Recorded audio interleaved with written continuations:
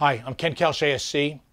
I'm a director of photography. This is the third segment in my DSLR rant. So I just came back from Gerard Mayer, where my film House of Last Things was shown 4 times. This was under the auspices and invitation of the director, Michael Bartlett. Did a fine job. It was shot on a Red 1 in Portland a couple years back. And I'm getting ready to start another feature, which will not be done with on a 5D or a, oh, look at that. That is a documentary. This was footage I shot in France with the bare bones kit. Camera, light panel, small tripod, and the small mic on the zoom. So I'm going to address a few concerns. Renee George, who used to do electric for me years ago and is now a really good director herself, had a couple of criticisms. Harley shirt, I'm not sponsored, but if somebody wants to sponsor me, I want it to be Harley, because that might defray some of the cost of the 3 of them that are in my garage. Also, I could take a V-Rod, or if BMW really wants to give me a hybrid, I will definitely hawk them in their stead. I go to work like this. I wear my Harley shirts. Am I going to wear some goofy film shirt, or no, I don't think so. Backlight. Renee said, where's the backlight? Well, there is no backlight because I'm not climbing back there. I can barely move back there, and I'm certainly not going to rig a backlight. And also, I'm a minimalist. I don't really believe that you necessarily have to put a backlight for separation, which is the cause. I used to say I invented 3-point lighting, except I called it big light, little light, and behind light, and somebody ripped me off. We deal in trying to make a 2-dimensional medium 3-dimensional by different tricks of lighting and such. I'm going to talk to you about this DSLR setup.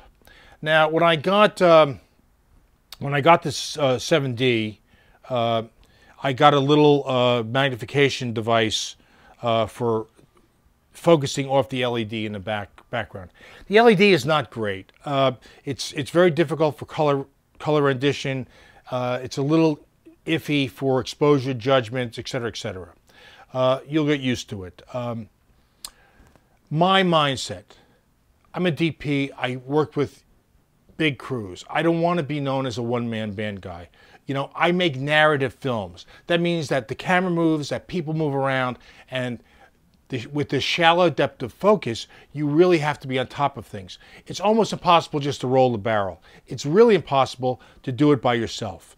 I like to have a camera assistant, although, like a lot of you guys out there, I've been doing the one-man band thing, just like I'm doing tonight. I rigged the Kino Flow. Hey, you know what? Great light. Fader developed, 15 years ago. The most copied light, and really he makes the best and practically the only one that's worth using, I think. And I get no support from Kino. I wish Canon would support me, because I have 2 expensive cameras and I have lots of their lenses, but they don't. I'll tell you what is great about this. Zacuto. Zacuto, who again, makes they make great equipment. There are many follow focus units. Some are friction. This one has a little gear that you apply to the barrel of the lens, and it locks in. And they are Legos for camera people. So the best thing about this is that if you want to have an assistant when the camera's moving, or you're moving, or the subject is moving, they can mark focus on this and actually ride the barrel. And with the narrow depth of focus, it's almost a necessity if you're doing narrative films. When we were in Paris, it was pretty much talking head. I had a very cheap tripod that was very light to carry around. I really couldn't pan and tilt so well. So it's a solid stance by one person. That's the way it went. I should probably put some movement in, some animation in my next long-winded interview, where we have a little bit of what appears to be camera movement. Also, besides the follow focus And there are places that will actually permanently or semi-permanently mount this little geared ring, which I'm thinking of doing because I bang the camera up quite a bit. And, you know, for 50, 60 bucks, whatever it costs per lens, you can have that pretty much affixed. For me, I got something that magnified the picture on the LED. That came as part of the Christmas present from Dr. Judy, and it really wasn't adequate. The LED is a little bit lacking. I mean, it sort of gives you an indication, but if you're going to deal with focus, you really can't do it. And my eyes, just like every other DP I know, really have taken a beating over, you know, you look into lights for your entire career.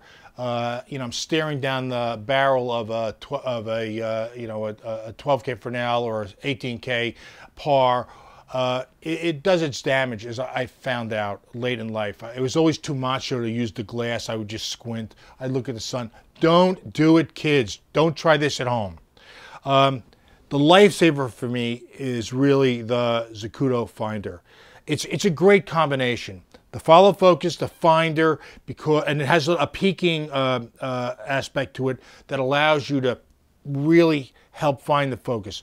You can use the multiplier, and you know, the image multiplier, and get a better focusing viewpoint.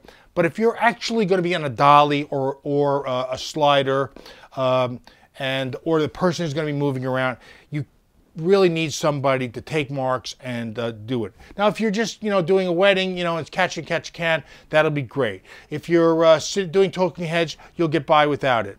Like I said, when we had minimal camera package, everything was good. For me, it's a godsend. Also, in this particular Zacuto configuration, I can take this off the back and take this off the back of this and make it just a manual or a non-electronic viewfinder and focus it that way too. It's almost a necessity if you want to have clear, sharp pictures. And who wants to see anything else? I'm going to leave you with Roger Corman's 3 rules for directors. 1, don't shoot into a flat wall when you can shoot into a corner. Number 2, never stand when you can sit. And number 3, always change your shoes at lunch. How's that, Renee?